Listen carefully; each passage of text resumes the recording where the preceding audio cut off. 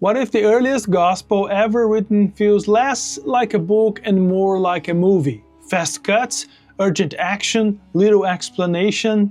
Mark doesn't slow down to tell you everything. No, he throws you straight into the story of Jesus, and then he dares you to decide who this man really is. So what is the world behind Mark?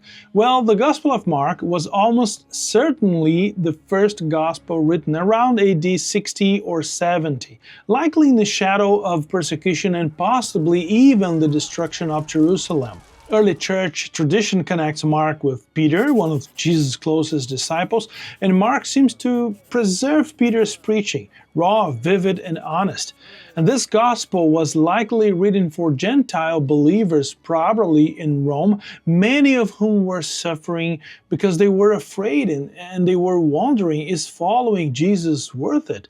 And Mark tries to answer that question not with long speeches, but with a suffering Messiah who keeps moving forward. And if you like this gospel, here are 3 big insights you need to know about Mark. Insight number 1. Mark's favorite word is immediately. That's right, immediately. Right now, over 40 times Mark uses a word that means immediately or at once. Jesus heals immediately, Jesus calls disciples immediately, Jesus confronts evil immediately. This isn't sloppy writing, no, it's theology.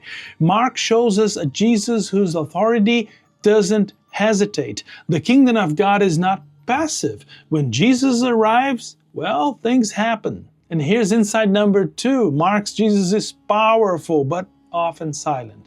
Mark shows Jesus performing astonishing miracles. That's right, yet repeatedly telling people not to speak about them. This is known as the Messianic Secret. And why the silence? Because people expected a conquering hero, right? Not a suffering servant. So if Jesus were misunderstood too soon, his mission would be distorted.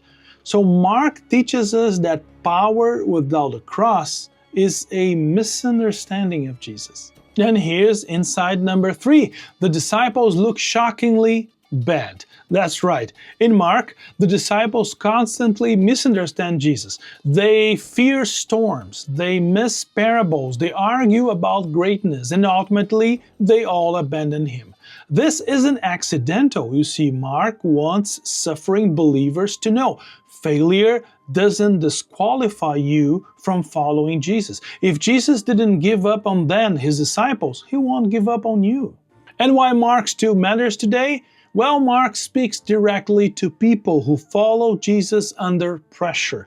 This gospel doesn't promise comfort. No, it promises meaning.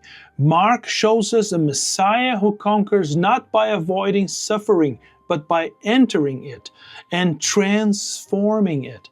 In a world that worships power and speed and success, Mark reminds us that the true Son of God is revealed most clearly on a Roman cross. And here's the closing line.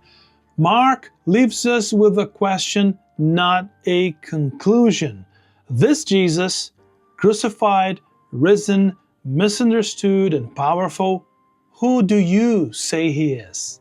Because once you meet Mark's Jesus, neutrality is no longer an option.